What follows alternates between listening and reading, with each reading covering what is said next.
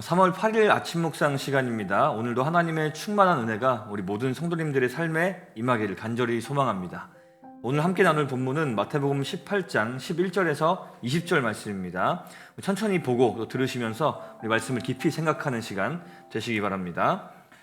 너희 생각에는 어떠하냐? 만일 어떤 사람이 양 100마리가 있는데 그 중에 하나가 길을 잃었으면 그 99마리를 산에 두고 가서 길 잃은 양을 찾지 않겠느냐?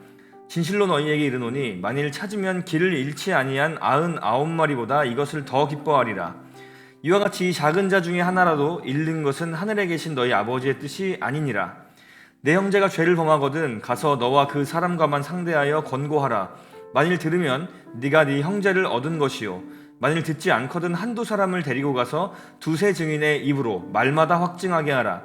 만일 그들의 말도 듣지 않거든 교회의 말하고 교회의 말도 듣지 않거든 이방인과 세리와 같이 여기라. 진실로 너희에게 이르노니 무엇이든지 너희가 땅에서 매면 하늘에서도 매일 것이요 무엇이든지 땅에서 풀면 하늘에서도 풀리리라. 진실로 다시 너희에게 이르노니 너희 중에 두 사람이 땅에서 합심하여 무엇이든지 구하면 하늘에 계신 내 아버지께서 그들을 위하여 이루게 하시리라. 두세 사람이 내 이름으로 모인 곳에는 나도 그들 중에 있느니라. 아멘. 오늘 본문은 총 3가지의 이야기를 다루고 있는 것처럼 보이는 본문입니다. 첫 번째는 길을 잃은 양을 찾으시는 목자에 대한 이야기고요. 두 번째는 죄를 범한 형제를 대하는 태도, 그 세 번째는 공동체가 갖고 있는 권위에 대한 이야기를 다루고 있습니다. 이 3가지가 별로 상관없을 것 같은 본문의 조합인데요. 이 내용들은 모두 영혼을 돌보는 것과 관련된 이야기를 다루고 있다는 점에서 이 3가지 본문을 연속선상에 놓을 수 있다고 볼 수 있습니다. 첫 번째 이야기는 길을 잃은 양 한 마리에 대한 비유입니다. 100마리의 양 중 하나가 길을 잃으면 99마리를 산에 두고 한 마리를 찾는 목자에 대한 이야기입니다. 많이 들어보셨을 텐데요. 이 비유에서의 핵심은 무엇입니까? 14절에 의하면 잃어버린 양은 작은 자, 즉 주님께서 소중히 여기시는 한 영혼을 의미하는 것이고, 목자는 하늘에 계신 너희 아버지, 한 영혼을 찾으시는 사랑과 긍휼의 하나님 아버지를 의미하는 것이죠. 작은 자 중에 하나를 잃어버리는 것은 아버지의 뜻이 아닙니다. 어떻게든 그를 찾아 데리고 와야 합니다. 하늘 아버지께서는 이 일을 위해 아들을 이 땅에 보내셨습니다. 이와 같은 한 영혼을 향한 목자의 마음이 오늘도 우리 모두에게 가득할 수 있기를 간절히 소망합니다. 두 번째 이야기는 교회 울타리 안에서의 이야기를 다루고 있습니다. 죄를 범한 성도를 어떻게 다룰 것이냐. 이는 앞서 다루었던 길을 잃은 어린 양의 성도 버전이라고 할 수 있을 것 같습니다. 교회 공동체 안에 들어왔지만 모종의 이유로 죄를 범한 자, 즉 앞서 말한 잃어버린 양과 또 다른 잃어버린 양, 혹은 잃어버리게 될지도 모르는 그 양인 것이죠. 그래서 15절 이하의 말씀은 그 양들을 어떻게 다룰 것인가, 그 양들을 어떻게 죄로부터 돌이키게 만들 것인가. 그래서 그 돌이키게 만들기 위한 공동체의 7위에 대한 원리를 예수님께서 직접 제시하고 계신 것입니다. 우리가 7위라는 단어를 듣게 되면 부정적이고 부담스러운 느낌이 드는 것이 사실이지만, 그런데 사실 7위는 잘못한 사람을 꾸짖는 것이 궁극적인 목표가 아닙니다. 그가 회개하고 돌아오게 만드는 것이 7위가 추구하는 최종적인 목표이죠. 영혼을 향한 사랑이 전제되어 있는 교회의 굉장히 중요한 활동, 특별히 영혼 돌봄의 활동 중에 하나라고 할 수 있습니다. 예수님께서 제시하신 7위 순서의 첫 번째는 먼저 죄를 범한 형제에게 혼자 가서 그가 범죄하였다는 것을 돌이켜야 한다는 것을 권고하는 것입니다. 그 죄로 인한 피해를 신속하게 최소화시킬 수 있는 단계라고 할 수 있습니다. 그 권고를 들으면, 그 형제가 그 권고를 들으면 우리는 형제를 얻게 된 것입니다. 근데 그렇게 권고를 했음에도 불구하고 듣지 않는다고 하면 그때는 혼자가 아니라 한두 사람을 데리고 갑니다. 물론 이들은 공동체 안에서 그 어떤 형제 자매들에게 조언을 해줄 수 있을 만한 그런 권위를 가진 이들이어야겠죠. 그들과 함께 죄에 대해서 다시 한번 확인하고, 그리고 회개할 것을 다시 한번 그 범죄한 형제에게 강권하는 것입니다. 자, 그런데도 안 된다고 하면 교회에게 이 사실을 공표하라, 말하라, 이렇게 말씀하십니다.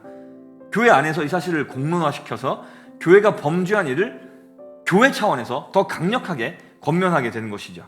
자, 다시 한번 말씀드리지만 이 일련의 치리 과정은 결코 범죄한 사람을 정죄하는 것에 있지 않습니다. 그 형제가 죄에 더 이상 빠지지 않도록 그의 영혼을 피폐하게 만드는 그 죄의 영향력으로부터 그를 구원해내고자 하는 것이 이 모든 과정의 궁극적인 동기인 것이죠. 자, 그렇게까지 했는데도 교회가 그 형제를 권면했음에도 불구하고 그 교회의 권면을 무시하고 계속 그 죄 가운데로 거하기로 했다면 좀 가혹해 보일지 모르겠지만 예수님께서는 그를 이방인과 세리와 같이 여기라고 명령하십니다. 이는 예수님의 명령입니다. 공동체 안에 있기를 거부한 그를 더 이상 공동체가 품을 수 없는 단계다. 그렇게 이야기할 수 있을 것 같습니다. 자, 그렇다면 그를 교회가 품을 수 없는 단계라고 한다면 교회는 그를 포기해야 하는 것일까요? 매튜 헨리라고 하는 유명한 청교도 성경 주석가는 예수께서 범죄한 형제들을 죄악에 빠진 마귀라고 말하지 않고 이방인과 세리라고 표현한 것에 그 힌트가 있다고 이야기합니다. 예수님은 이방인과 세리들을 구원받아야 할 잃어버린 양으로 다루셨습니다. 그 사실은 성경에 굉장히 많이 등장하고 있죠. 자, 우리는 그래서 어떤 상황, 어떤 처지에 놓여 있는 이들이건 상관없이 그들이 주님께 돌아오기를 간절히 바라며 예수님께서 이방인과 세리들을 대하셨던 것처럼 그들을 끝까지 포기하지 않고 대해야 할 줄로 믿습니다.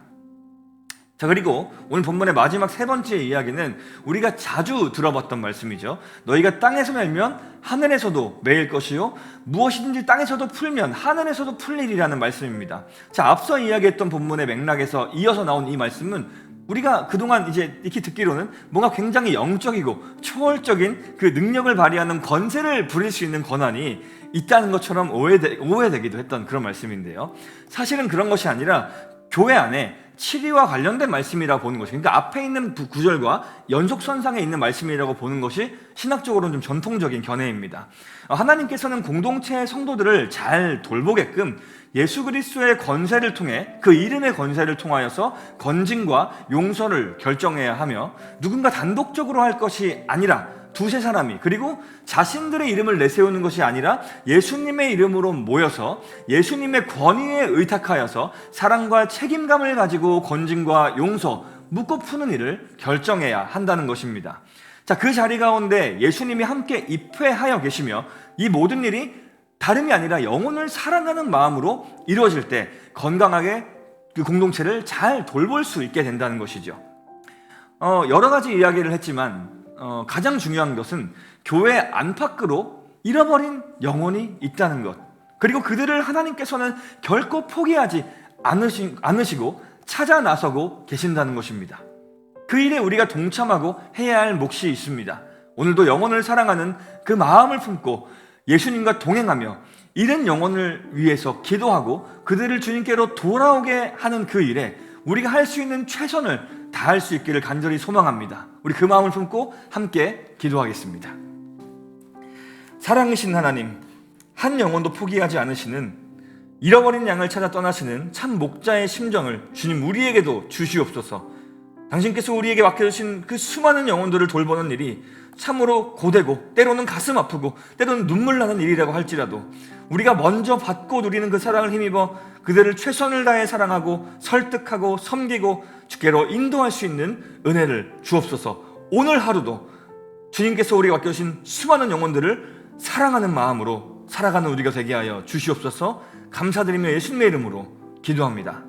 아멘.